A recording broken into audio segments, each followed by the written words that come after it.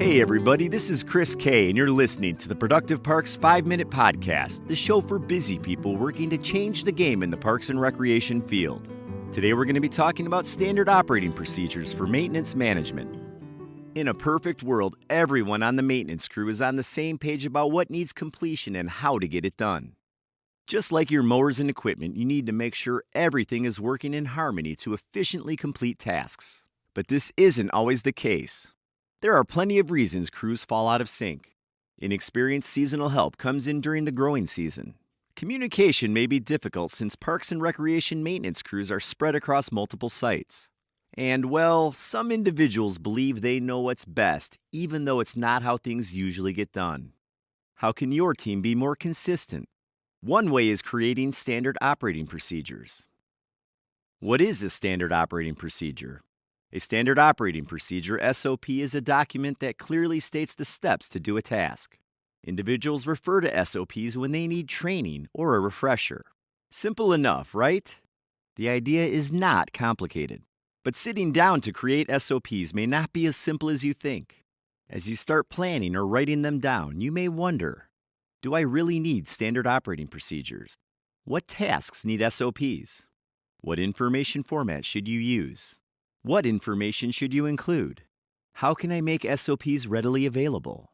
How do written SOPs help parks and recreation maintenance? Just about all industries and businesses have a specific way of doing things. Documenting these processes provides several benefits. Here are just a few. Defining and maintaining best practices.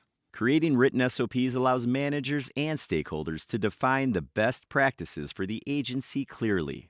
Written best practices provides a tangible standard that is more effective than word-of-mouth training. Consistency and accountability. Following SOPs lets your team know the correct way to complete a task. If someone is not following the directions, they can be held accountable and refreshed on best practices. Better productivity. Following directions designed for efficient task management allows your team to work smarter and faster. Plus, transferring work to another employee is easier if someone is sick or on vacation. Makes onboarding easier. Onboarding and training are easier with clearly defined standard operating procedures. Accessible SOPs allow an individual to refer to the documents whenever necessary. Those training new staff also have an easier time communicating expectations with written directions.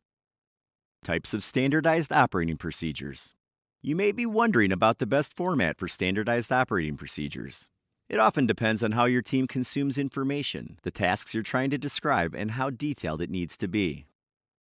Step by step. A process is outlined one step at a time. The steps are linear. Think of it like an instruction manual or recipe. In some cases, step-by-step SOPs may include images or guided checklists to make the process easier to understand. Example of a step-by-step SOP. Changing a flat tire on a mower. 1. Turn the mower off and disconnect the spark plug wire. 2. Jack up the mower. 3. Remove the flat tire. 4, etc. Hierarchical. Hierarchical SOPs break down steps into more detailed instructions to ensure they get done correctly. Complicated or nuanced tasks may be easier to follow when broken down into a series of simple steps. Example of a hierarchical SOP. Changing a flat tire on a mower. A. Turn the mower off and disconnect the spark plug wire. 1. Get the mower to a flat, hard surface. 2. Turn off and remove the key from the ignition. 3. Put on safety goggles and work gloves. 4. Lift mower's hood and disconnect the spark plug wire. 5. Lower the hood. B. Jack up the mower. 1. Use blocks to immobilize the rear tires.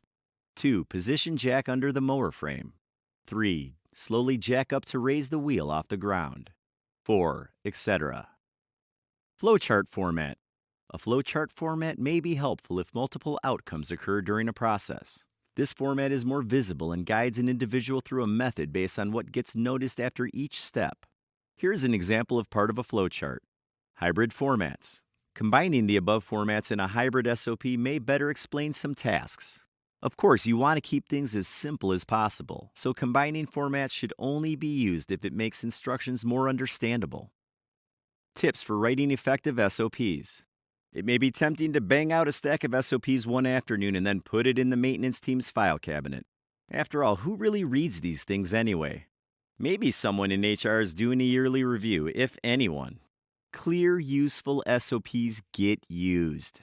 They are valuable to the people using them and create systems that make things easier and more efficient. Someone is more likely to refer to an SOP if it helps make their workday clearer or easier.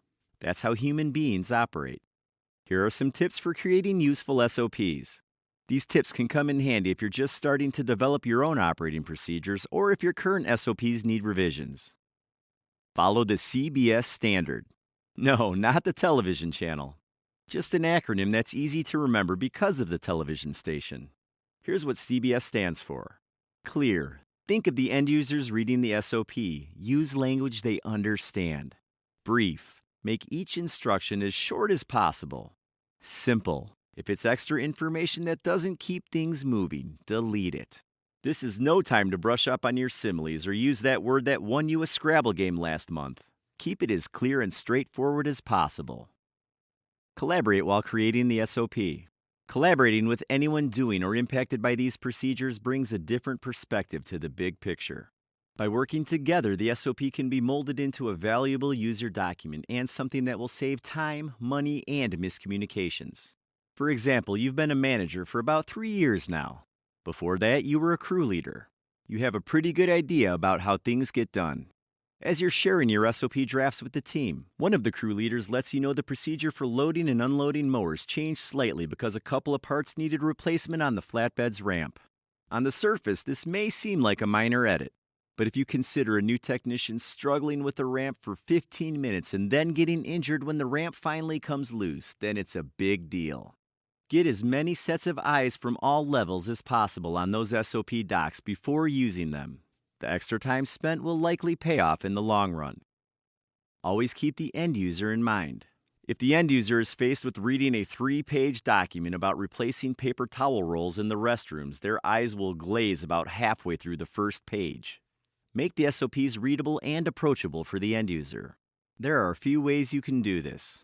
Balance black and white space. Ever go on an older website that has huge blocks of paragraphs and not a lot of space in between? It's kind of overwhelming. Separate text into chunks. If an instruction seems too long, break it down. Reading huge paragraphs has its place, but not in the SOP. Write at their level. You want to craft SOPs with language the end user understands, so your SOPs will likely be different for the office staff than teenage seasonal workers. Online readability checkers will tell you what grade level will likely understand a document. You can paste the text into a free readability tester like the one from WebFX, and it will give you a quick score. Explain, but don't over-explain. Keep everything on a need-to-know basis. If they don't need to know why you chose a particular type of chemical to clean an area, don't bore them with the details. Include images or illustrations when applicable. People learn in different ways. Some may catch on just seeing a photo or diagram. Others have an easier time following a systematic set of directions. Revise. Your agency is constantly evolving, then so should your SOPs. In the initial stages of implementing an SOP, get feedback from all levels to determine if anything needs changing. Schedule a periodic review of current SOPs with a team representing all levels of the organization. Also, anytime a significant change occurs, new equipment, new site, etc., update the SOPs. Keep it accessible. Out of sight, out of mind. The back of the file cabinet isn't going to help someone in the field trying to figure out what to do next. Remember, the time and effort it took you and your team to create these documents pays off when people start using the SOPs. Modern technology has made it easy for individuals to access documents like SOPs from any web-enabled device from anywhere.